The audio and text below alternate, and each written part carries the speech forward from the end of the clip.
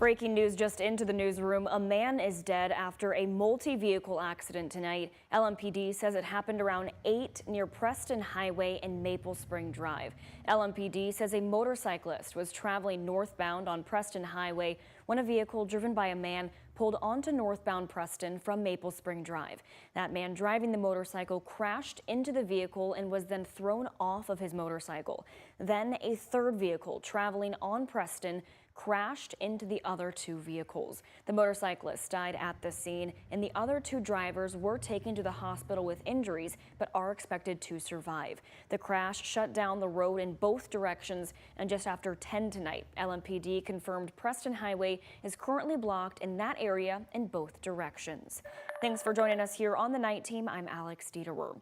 Limits are coming to Indiana SNAP benefit recipients, and they start in just a few days. Indiana's ban on buying sugary drinks and candy with SNAP benefits starts on New Year's Day. As the Night Team's Clarice Shaley and photojournalist Connie Offit tell us, a local grocery store is hearing questions from their customers on how this is going to work.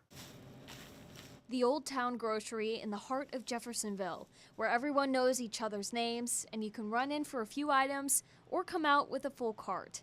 It's just enough for Russell Weisner to be here daily. I buy stuff like that, yeah. He's on a fixed income and uses his electronic benefit transfer or EBT card. Oh man, I can't buy Fagos no more. Weisner is saying goodbye to his favorite treats. And the Reese's Unwrapped, I can't get those either. A ban is about to go into effect for SNAP, or Supplemental Nutrition Assistance Program, benefits users.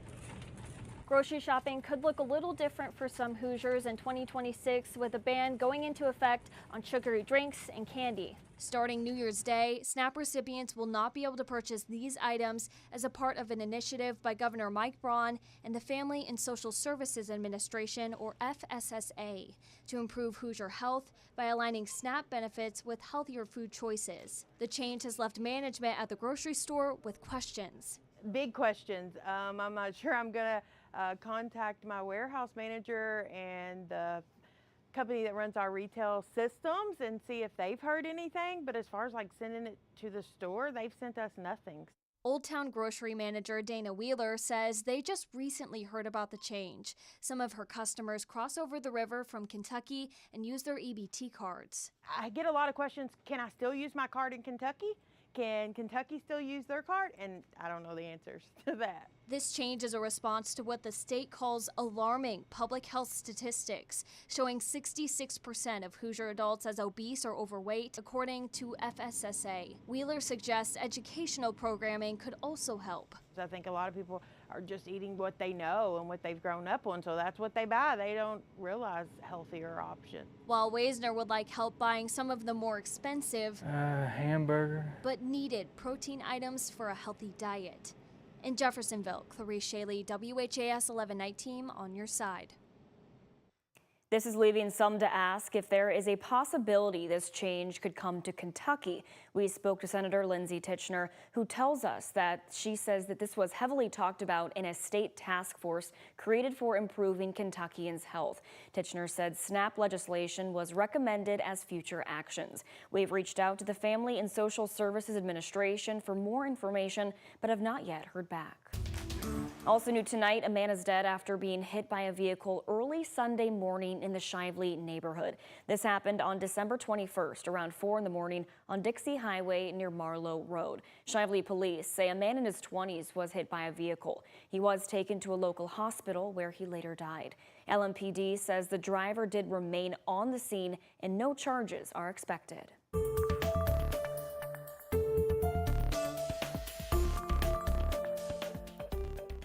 Now to the Christmas night news that caught many of us by surprise. Yesterday, Louisville Mayor Craig Greenberg announced a 15th person has died from injuries caused by the UPS cargo plane crash on November 4th. After a 7-week fight in the hospital, 50-year-old Alan Rodriguez Colina died on Christmas Day. Grade A Recycling CEO Sean Garber confirmed Colina was an employee. He started working at Grade A in March of 2023. He was a Cuban immigrant who moved to Louisville with his mother, siblings, nieces, and nephews. Colina's back was burned from the fire, but Garber said he was able to escape the building. If you go by our facility, there's 11 wreaths hanging on a temporary fence in honor of all of the people who perished there. And every one of us was hoping that we wouldn't have to add a 12th. Today, November 4th, is etched in all of us. And now Christmas Day joins November 4th. 4 Grade A employees and 8 customers died on site at the Grade Lane facility. Garber says he doesn't know of any other victims who suffered injuries and are still recovering in the hospital, but do remember the NTSB says 23 people on the ground were injured. We have new details tonight from the deadly shooting at Kentucky State University's campus earlier this month. Police in Indiana have arrested the parents of Dejon Darrell Fox Jr., who was the student killed in the shooting. Police issued the arrest warrant earlier this week in Evansville for Dejon Darrell Fox and Chardonnay Cleveland. Those are the parents of the victim. Both are charged with intimidation. After the deadly shooting of their son, police say the two posted threats toward the shooter, Jacob Bard. Officers say posts on Facebook from the couple, one of them saying, quote, "I want his son dead like mine," end quote. Their bond is set at $1,500.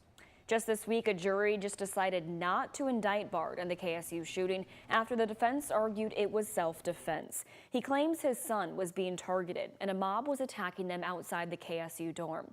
Bard fired at 2 students. 19-year-old Dejon Darrell Fox Jr. died and the other did survive. Right now, no one is charged in the shooting. Well, a major winter storm is making post-Christmas road travel extremely dangerous in parts of the Northeast. This storm is set to bring the most snow in New York City in years. Right now, you can take a live look of this snowfall in Syracuse, New York, where it will continue to snow overnight. New Jersey and New York are now under state of emergencies due to this severe snowstorm. ABC's Christian Cordero has the latest. Tonight, millions of people hitting the roads and the skies are set to cross paths with major winter weather. Make sure you have good tires. New York City is expected to see the biggest snowfall of the season. This is the most significant snowfall New York City has seen in years, and we're encouraging all New Yorkers to take it seriously. New York and New Jersey have both declared a state of emergency. In the Midwest, drivers are navigating through rain and ice. The Zilwaukee Bridge in Saginaw, Michigan shut down in both directions after it froze over and led to a series of crashes.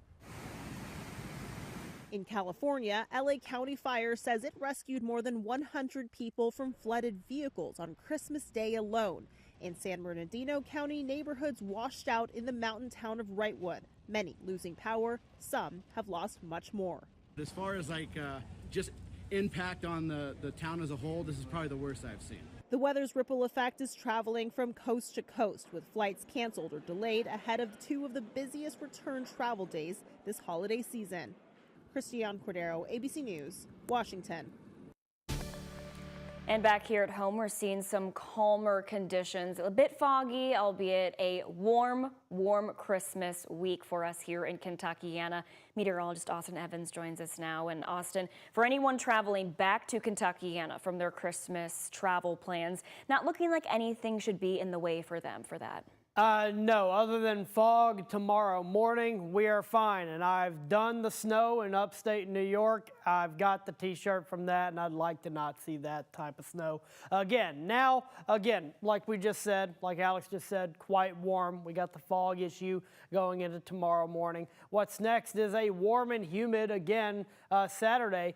We got a weather impact alert that's going to go in effect Sunday night and last through Monday morning due to what's on the way. And here's another live look from our Jeffersonville camera. We got the cloud cover overhead, and temperatures are right at that 60-degree mark here in the metro area. And we're a little cooler in southern Indiana, but staying pretty warm in general across the entirety of Kentuckiana. And the satellite and radar showing that cloud cover overhead not really going to go away, and especially as we head into early tomorrow morning, we'll see that fog really begin to develop. Here's the hourly planner. It should begin developing right around 6 o'clock. That water vapor condensing into water droplets that will be suspended in the air. It will diminish your visibility. Now, we got some weather impacts on the way. I'll have the details on that coming up in my 7-day forecast. Austin. President Donald Trump is set to meet with Ukrainian President Volodymyr Zelensky this weekend to finalize a peace deal draft to end the war in Ukraine. Zelensky says he expects to meet with Trump at Mar-a-Lago this Sunday. Zelensky says the two of them need to discuss the most sensitive elements of the proposed 20-point plan, which would include security guarantees for Ukraine. In a Politico interview, Trump said that Zelensky, quote, doesn't have anything until I approve it, end quote. Today, Russia's deputy foreign minister said Zelensky's plan is, quote, radically different from what Russia has discussed with the U.S. Over Christmas, Russia once again struck Ukraine, killing 2 today and injuring 8 others. Back here at home, in less than just a week, the beloved Baxter Avenue Theaters will be closing its doors permanently. Earlier this week, Apex Entertainment confirmed that December 31st, New Year's Eve, will be their last day. That's in just 5 days. In a statement to WHAS11, Apex Entertainment said it wanted to stay, but was left out of future redevelopment plans. This place has been a fixture along Bardstown Road for nearly 3 decades. This closure raises questions, though, about the future of Value Market and the Louisville Free Public Library. Both have leases that expire at the end of June. Still ahead, 12 years ago, a Louisville veteran received the perfect gift that gave him another chance at life. The magical moment, next. Here's a look at your Saturday, and you can see the foggy start leading to another warm day across Kentuckiana. The details coming up in a few minutes. Here's your lottery jackpot numbers right now. Mega Millions sitting at $125 million, Powerball $20 million. The Kentucky Lottery, funding education for over 1 million Kentucky students.